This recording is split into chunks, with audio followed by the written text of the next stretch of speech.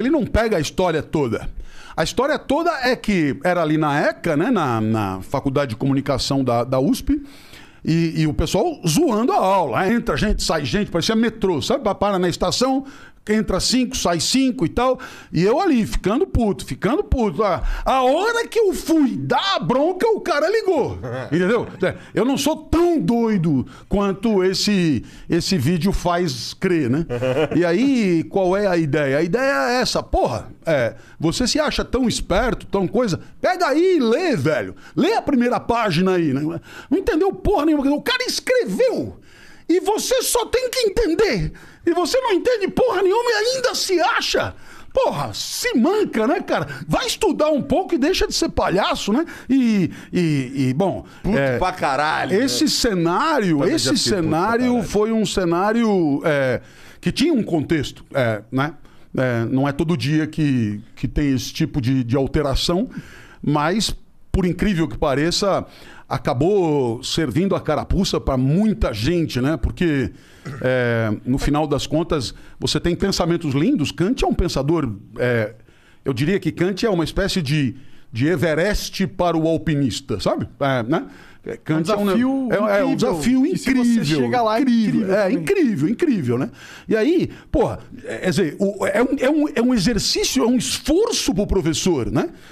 Velho, olha, tem essa ideia, o que ele quer dizer aqui? Agora vamos pra linha 2, né? Essa ideia, agora essa ideia. E o cara, né? Tal, ô, Brunão aqui, Brunão! Tal. Aí fala, velho, não tem como. Não tem condição de trabalhar isso.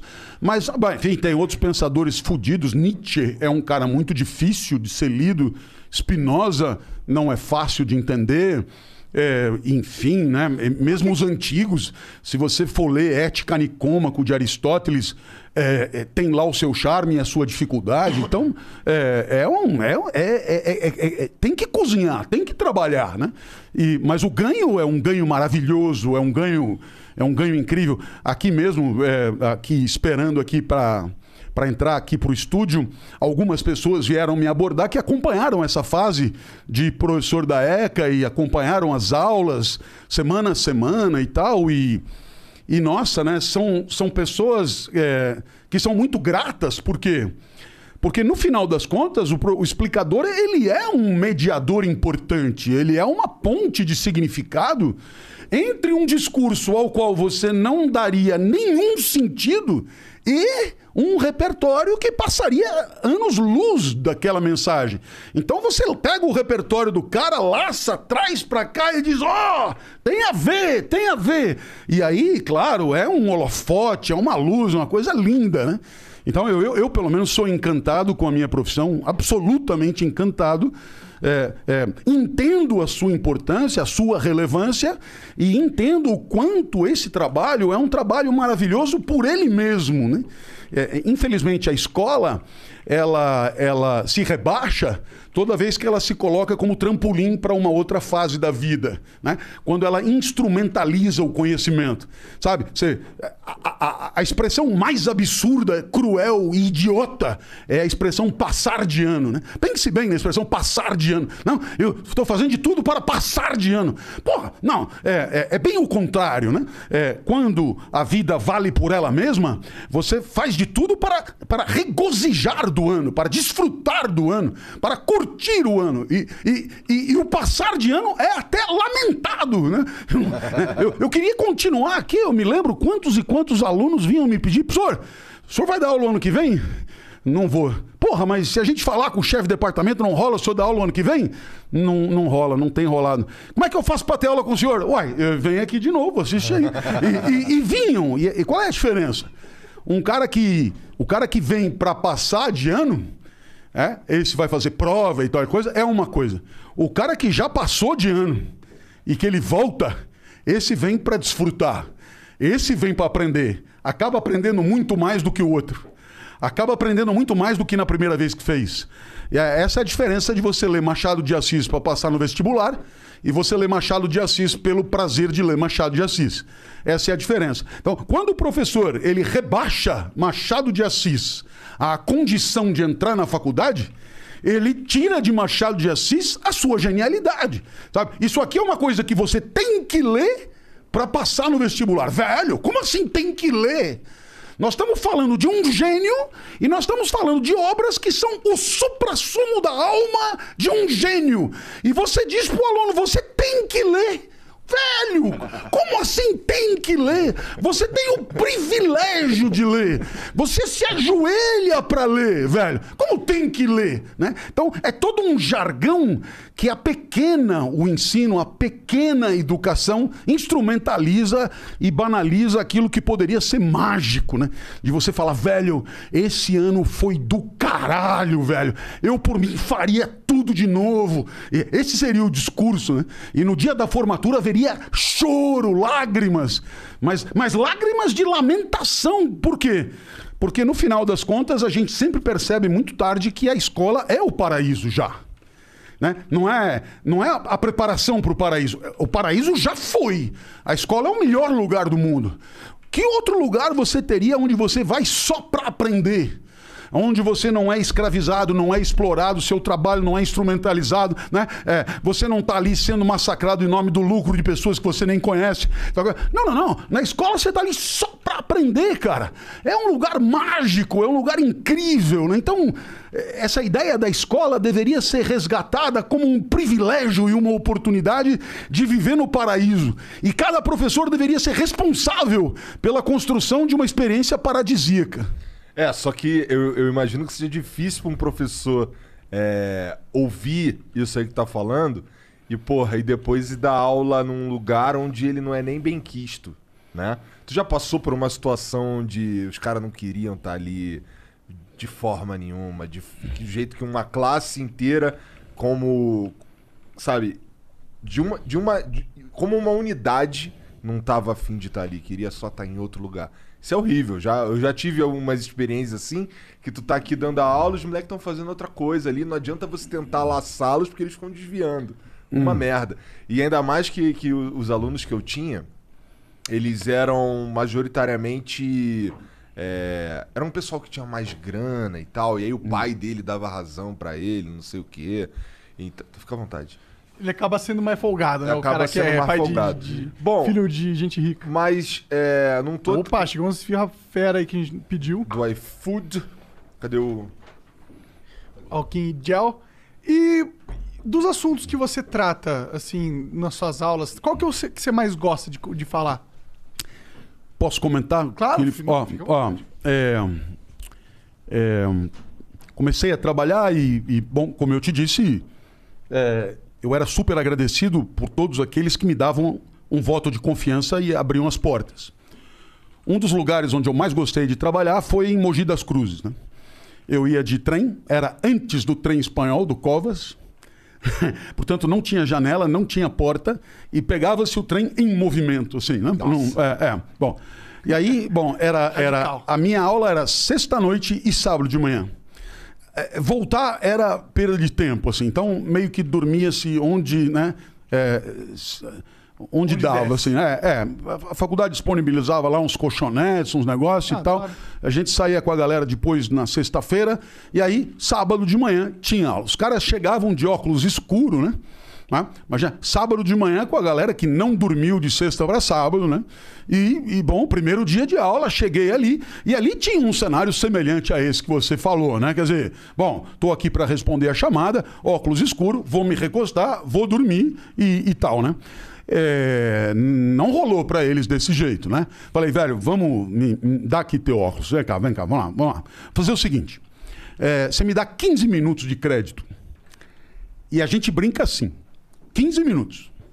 Se eu não merecer a tua confiança, eu não te reprovo por falta, não precisa mais vir. Vai dormir em casa, show de bola. Não vou fazer chamada, vim aqui para responder chamada, é bobagem.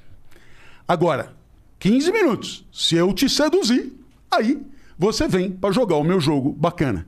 Nossa, eu nunca tive ao longo da minha trajetória alunos tão encantados, tão motivados, com tanta sede, com tanto tesão para aprender, quanto eu tive nas aulas de sábado em Mogi das Cruzes. Nossa, sábado é puxado mesmo. Tem que ser um professor muito pica.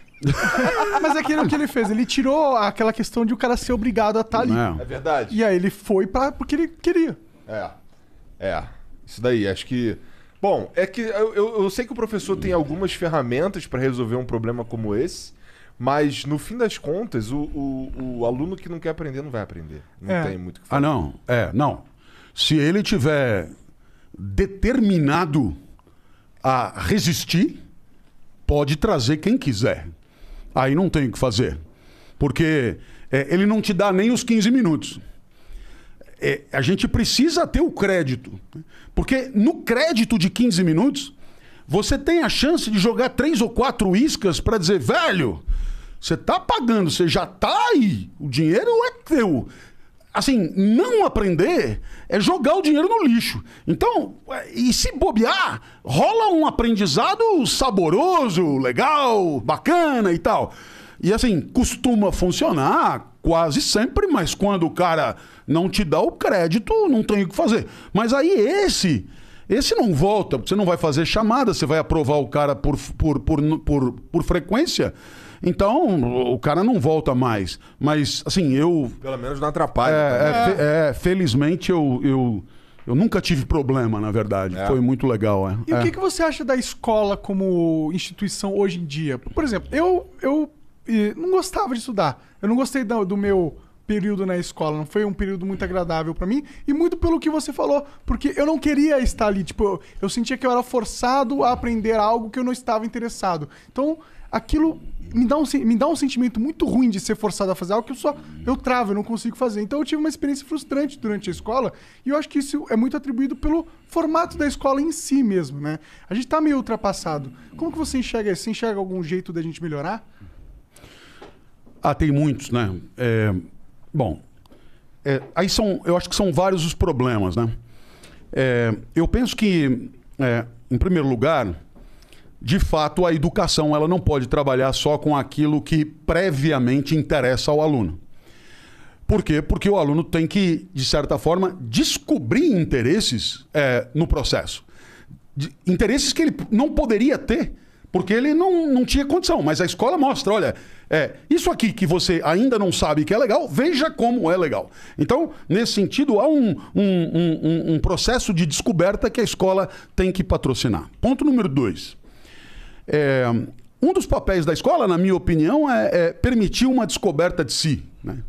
Em outras palavras, multiplicar experiências e dar ao aluno a chance de perceber que ele é ruim nisso, odeia isso, mas tem um negócio que faz ele vibrar muito, que é isso aqui. Então, bom, agora você descobriu qual é a tua praia. Aliás, essa expressão dos jovens, ela é maravilhosa, né? Essa não é a minha praia. Isso tem um significado, porque isso aí nossa, desde os gregos, né? É a essência, é a natureza, é o daimon interior dos estoicos.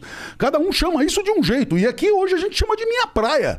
Essa não é a minha praia, né? Então, bom, nem sempre o aluno sai da escola sabendo qual é a praia dele.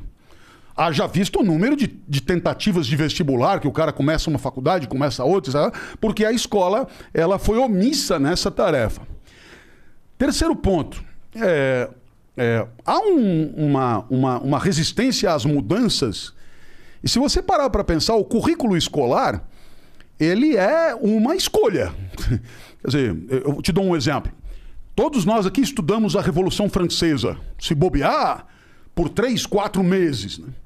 Mas nenhum de nós aqui estudou os grandes eventos da história dos países africanos. Então você percebe que a gente estudou umas coisas e não estudou outras que poderia ter estudado. Ora, então houve uma escolha. Essa escolha foi realizada por alguém. Esse alguém fez escolhas como todo mundo faz escolhas segundo os seus interesses. Então o currículo é uma coisa política, né? É uma manifestação de poder. Alguém ali está exercendo um poder. E eu penso que isso deveria ficar mais claro para que o aluno tivesse pelo menos a oportunidade de levantar a mão e dizer, justifique o nosso programa. justifica. Por que nós vamos estudar isso e não aquilo, né? E aí eu tenho pelo menos um ponto que eu vou destacar entre milhões de pontos possíveis, que é a questão da ética e da cidadania, né? Quer dizer, você estuda 4 anos de literatura, você vai na literatura portuguesa, você começa lá em Paio Soares de Taverosa, os trovadores, literatura, quer dizer, é do caralho literatura. Eu amo literatura, né? E acho que devemos estudar literatura muito, mas aí você estuda também organelas citoplasmáticas em citologia, complexo de Golgi, mitocôndrias, você aprende que seno quadrado de θ mais cosseno quadrado de θ é igual a 1, e aí você atende log de A na base B é igual a X, porque B elevado a X é igual a A. E aí você vai. E aí pergunta, escuta, e na hora de viver em sociedade, na hora de viver na cidade, na hora de interagir, o que são valores éticos? Né? Aí fudeu, não tem. A palavra ética hoje é a palavra mais repetida no espaço público.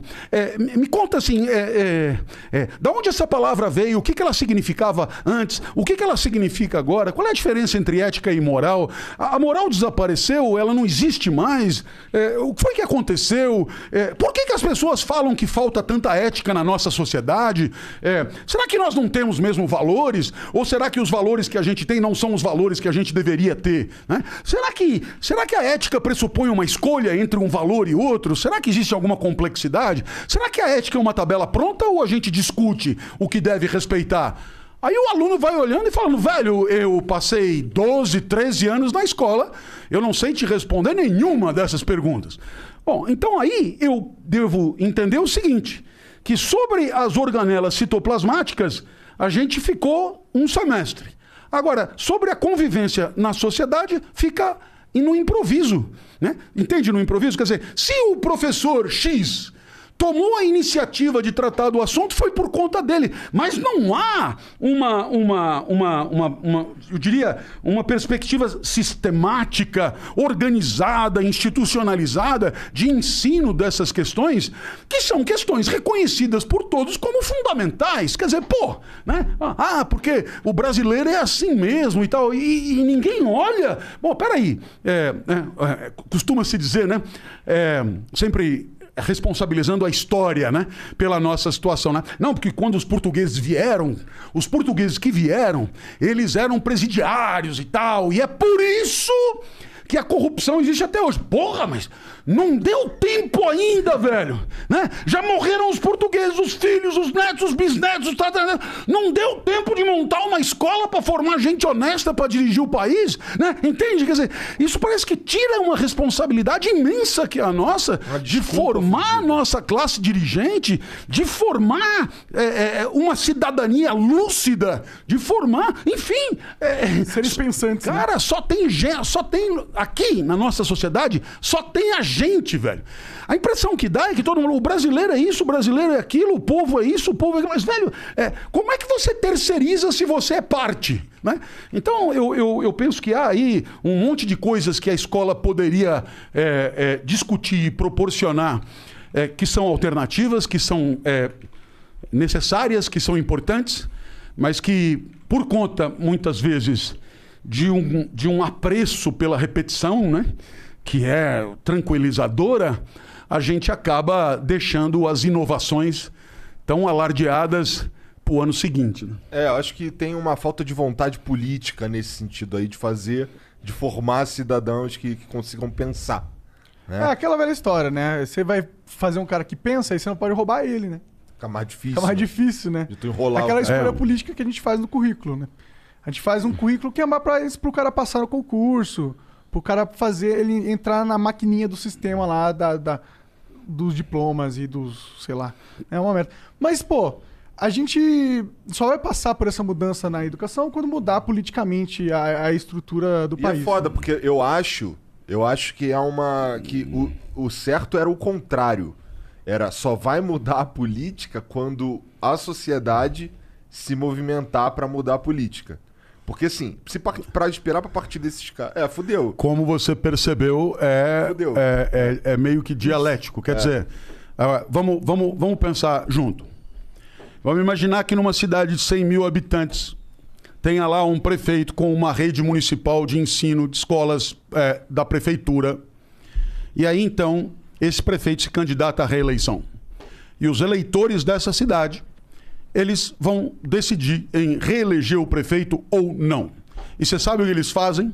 Eles vão visitar as escolas para verificar as condições reais de ensino. Eles se interessam pelo desempenho dos alunos, né? Eles se interessam pela efetiva implementação